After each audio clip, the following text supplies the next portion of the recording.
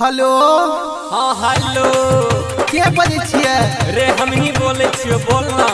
हे भाई एगो बुरा बात छै। की भेलो से रे? हमरा माल के शादी सेट भए गेलो। हाँ बंसी के साली नहीं चलो। अच्छा ओकरे गौरव के साथ में शादी सेट भए गेलो, लेके जाय रहल छो। तो आप तू की करबी रे? की करबे? कहने रहियो न तोरा से बुआ एना नहीं कर। छोड़ ना। हां बारा रे जतन से बंसी साली के पटैली रे, साली के पटैली रे।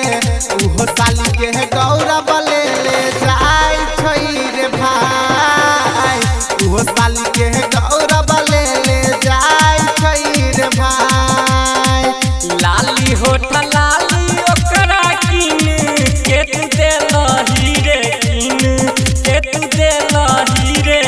तैयो छोड़ के तोरा जाय छौ रे भाई। उहो साली के गौरव ले ले जाय छै रे भाई। उहो साली के गौरव ले ले, उहो साली के गौरव ले ले,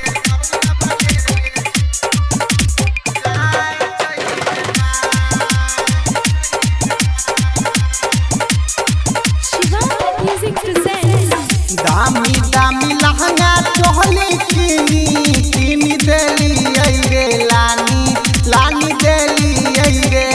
उहो साली के गौरव देल पैसा हारी पहनाय। बंसी साली के गौरव लेने जाय। रोजे रोज चाट चाउमीन ओकर राखिए लही रे, शॉपिंग करे लही रे। तैयो छोड़ के तोरा जाय छौ रे भाई। उहो साली के गौरव लेने जाय छै रे भाई। उहो साली के गौरव ले ले, उहो साली के गौरव ले ले,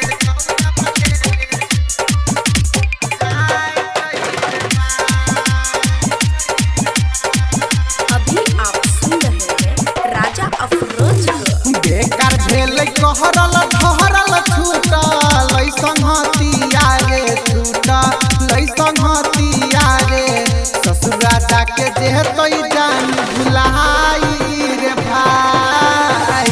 हमरा जानू के गौरव लेने जाय। कोनो लकिया से नहीं दिल तू लगई हरे, दिल नहीं लगई हरे।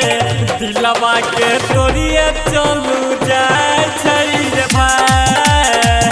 तोरा जानू के गौरव लेने जाय।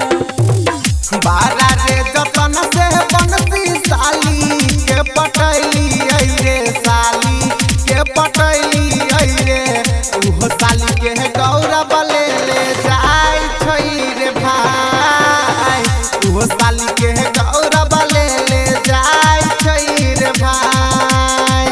लाली होठ लाली ओकरा किन के तू देलही रे, किन के तू देलही रे। तैयो